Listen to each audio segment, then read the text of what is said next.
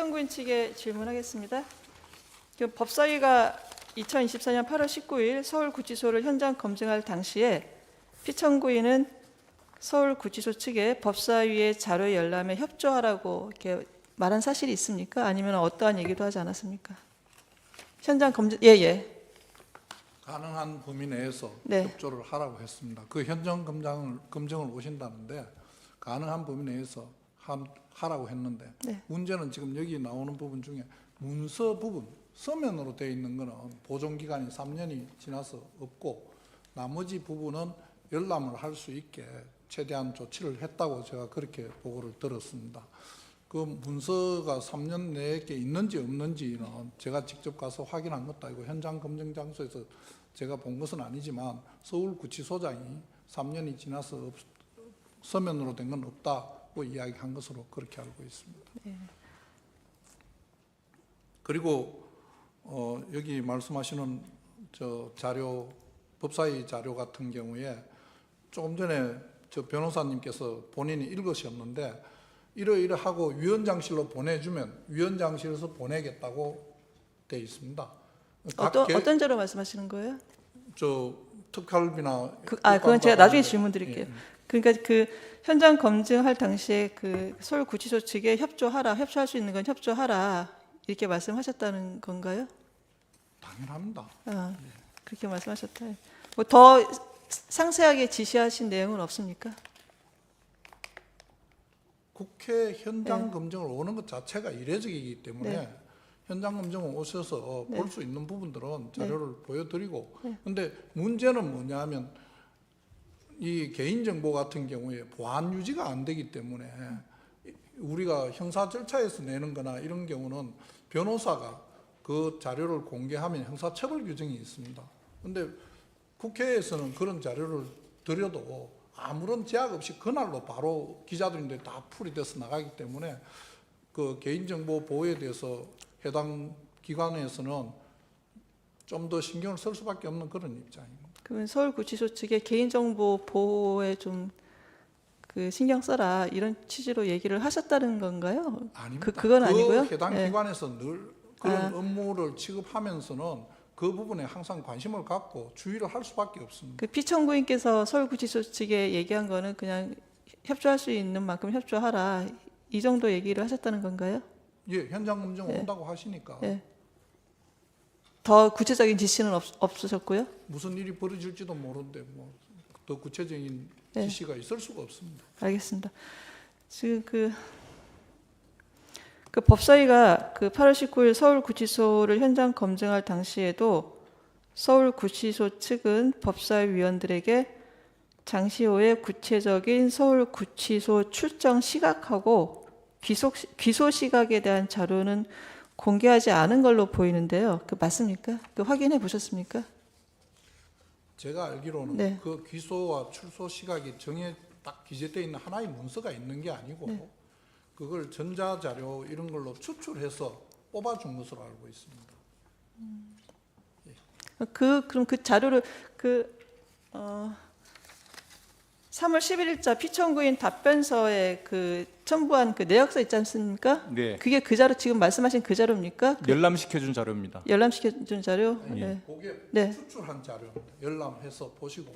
그러니까 그때 현장 검증할 때 그 위원들이 볼 수 있게 출력을 해서 그 한 자료라는 거죠. 문서가 돼 있는 것이 아니고 그 해당 전자 기록에 있는 것 중에 그 장시호 출정과 관련된 부분만 뽑아서 만든 게 거기 3월 10일자에 붙어 있는 그 자료. 그럼 그거를 그 내용을 의원님들께 다 갖다 드리고 설명을 한 겁니다. 현장 검증 때 현장 검증 이후에 한 걸로 제가 알고 현장 검증 이후에요? 현장 검증 때는 그걸 보시게만 해드린 것으로 제가 알고 있습니다. 그 현장 검증 때 그 자료를 열람할 수 있도록 네, 현장 검증 때 그 자료를 열람할 수 있도록 제공을 했고 그 후에 서면으로 출력해서 그리고 그 다음에 더 나아가서 말씀드리면 그 후에 왜 법원에 낸 자료는 우리를 못 보게 하냐 해서 그 자료까지 나중에 장관님 비추해가지고 의원실마다 찾아가면서 다 보여드리고 설명했습니다. 그 3월 10일자 답변서 뒤에 그 첨부된 그 표 있지 않습니까? 네. 그 표는 그때 현장 검증 당시에 만들어진 그 자료는 아니에요? 나중에 만든 거예요? 그 추출한 자료입니다. 네. 위원님들께서 오신 국회의원께서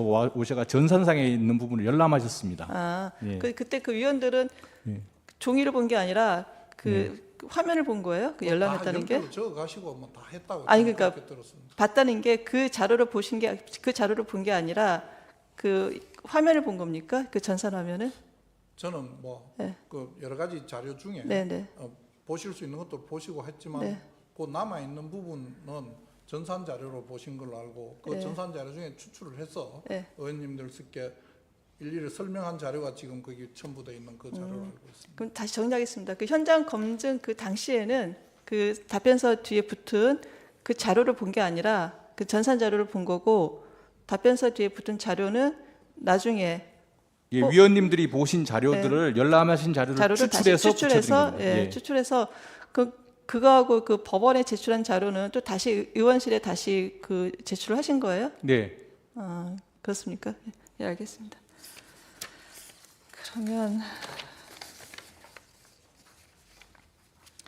그러면 그 장시호 출전 기록 자료 제출 요구에 대해서 법무부가 이제 국회에 제출한 자료는 그 법사위 답변서하고 지금 방금 말씀하신 그 자료 외에는 따로는 없는 거죠? 충분히 다 설명을 해드린 것으로 알고 예, 있습니다. 그 제출한 자료는 따로 없는 거죠? 지금 말씀하신 그 자료 아니, 외에는? 그 부분은 재판관 그 네네. 부분은 이제 국회 측에서 네. 의원들한테 의원님한테 확인해서 소추 전에 확인해 보면 이러이러한 자료를 처음에는 아니다가 나중에 이런 그 관련된 자료를 다 받았다고 확인될 겁니다. 그리고 담당자들이 가서 아니, 설명까지 제가 다 이제 해드렸습니다. 피청구인한테 질문을 드리는 겁니다. 이제 예, 법무부에서 그러니까 따로 제출한 자료가 있는지. 따로 그 후에 개인 그 법원에 제출된 네. 자료들을 네네. 개별 위원님들께 요구한 네. 부 다 드렸습니다. 네. 그러니까 지금 그 갑사호 중에 이 그 답변서하고 지금 3월 11일자 답변서에 붙은 그 표, 그 내역하고 그다음에 법원에 제출한 자료 이 정도 제출을 했다는 거죠? 네, 그렇습니다. 예, 알겠습니다. 자, 그러면 지금부터 잠시만 주목해 주시기 바랍니다. 제가 구독자분들을 위해서 선물 하나를 준비했는데요. 제가 항상 여러분들께 드리는 말씀이 있습니다. 뉴스만 평소에 잘 챙겨보셔도 돈이 되고 돈을 벌 수 있다라고 말씀을 드렸는데요. 여러분들은 여기 보시는 삼성전자 뉴스를 보고 어떤 생각이 드세요? 아니면 정치인들의 뉴스, 날씨 뉴스를 보고는 어떤 생각이 드시나요? 그냥 뉴스만 보고 끝내는지 아니면 이 뉴스를 어떻게 이용할 수 있는지 이 부분을 고민하고 계시는지를 되물어보고 싶습니다. 그 이유가 뭐냐 하면 제가 지난번에 여러분들께 뭐라고 말씀을 드렸었죠? 지금은 반도체 섹터를 눈여겨보셔야 한다고 말씀드렸습니다. 그리고 나서 이런 썸네일들 뉴스를 통해서 많이 보셨을 겁니다. 반도체 내용이 이슈가 됐을 때 부자들은 어떻게 생각한다? 반도체 관련주들은 뭐가 있는지, 어떤 종목이 가장 좋은지, 어디에 투자해야 돈이 몰리는지 자연스럽게 생각한다고 제가 말씀을 드렸죠. 그 이유가 뭐냐 하면 부자들이 봤을 때는 이슈가 곧 돈으로 이어지고 그 이슈가 나에게 돈을 벌어준다는 경험적 확신이 있기 때문에 부자들은 항상 이런 사회적 이슈를 관심 있게 챙겨본다고 제가 말씀을 드렸습니다. 이번에도 마찬가지인데요. 제가 지난번에 시청자분들과 함께하는 주식으로 수익 내기 이벤트를 진행했었죠. 당연히 100% 무료로 진행을 했었고요. 여기 보시면 아시겠지만 제가 지난번에도 구독이라고 보내주신 모든 시청자분들께 반도체 관련주 중에 가장 크게 급등할 딱 한 종목, 많은 종목도 아니라 한미반도체 한 종목을 여러분들께 추천드렸어요. 그러면서 여기 나와 있는 대로 정확히 얼마에 매수해야 하는지 그리고 수익률이 어느 정도 나왔을 때 팔아야 하는지를 이런 부분들까지 여러분들에게 정확히 알려드렸었는데 지금 실제로 어떻게 되었다? 오른쪽을 보시면 아시겠지만 제가 지난번 문자 발송으로 이 한미 반도체를 소개해드리고 나서 실제로 이렇게 5배 이상 어마무시한 상승이 나왔습니다. 100만 원만 투자를 했어도 무려 500만 원이 넘는 수익금이 생긴 거죠. 그래서 당시에도 굉장히 많은 분들이 제가 드린 이 한미 반도체로 수익을 내실 수가 있으셨을 텐데요. 다시 한번 축하드린다고 말씀을 드리겠고 이번에도 마찬가지입니다. 앞으로도 2024년, 2025년 계속해서 기대해볼 섹터는 AI입니다. 그 중에서도 AI 반도체는 그 누구도 부정할 수 없는 미래 성장 산업입니다. 그러면 우리가 어떻게 생각해 볼 수 있을까요? AI 반도체 종목 중에 앞으로 크게 대장 역할을 하면서 10배 이상 급등할 수 있는 텐베고 종목을 지금부터 열심히 추적해야 한다는 겁니다. 큰 돈을 투자하지 않더라도 월급의 일부분 아주 소액이라도 이 종목을 모아가야 수백 %의 수익률을 손에 쥘 수 있는 것이죠. 지금 여러분이 보고 계시는 이 유튜브 또한 AI 반도체와 아주 밀접한 연관이 있고 반도체야말로 대한민국의 핵심 산업으로 앞으로 더더욱 시장은 성장할 수밖에 없습니다. 그렇기 때문에 제가 이번에도 뭘 보내드리고 있냐면 지난번과 똑같이 구독이라는 문자를 보내주시면 제가 AI 반도체 관련주 중에 앞으로 대장주 역할을 하면서 주가가 가장 크게 급등할 한 종목을 여러분들께 문자 발송으로 종목명과 사고 파는 시점을 모두 알려드릴 건데요. 그 문자를 받고 여러분들이 주식으로 돈 버는 연습을 한번 해보셨으면 좋겠고요. 혹시라도 나는 주식을 하지 않는다 하시는 분들은 주변에 주식하시는 지인분들에게 말씀을 해주셔도 되고요. 아니면 연세가 있으셔서 투자가 어렵다 하시는 분들은 이 종목을 자녀분들에게 한번 사봐라. 이걸로 한번 수익을 내봐라. 이렇게 조언을 해주실 수도 있는 거겠죠. 그래서 지금 이 영상을 보시는 시청자분들 중에 나도 이번 종목이 좀 궁금하다 하시는 분들은요. 누구나 상관없이 그리고 어느 시간대나 상관없이 부담 없이 010-2514-5930번으로 구독이라는 문자 보내주시면 제가 이번에도 똑같이 무료 추천 급등주 문자를 보내드리겠습니다. 이해되시겠죠? 제 번호 010-2514-5930번으로 구독이라는 문자 보내주시면 여러분들이 직접 이슈를 통해서 돈 버는 연습을 해보실 수가 있는 거고 제가 돈을 받는 것도 아니고 투자를 대신해 드리는 것도 아니기 때문에 부담 없이 신청해 주시면 되는 겁니다. 그리고 수익이 나면 저는 다른 것은 하나도 바라지 않습니다. 제 채널에 구독, 좋아요 한 번씩만 눌러주시라 이렇게 다시 한번 말씀을 드리겠습니다.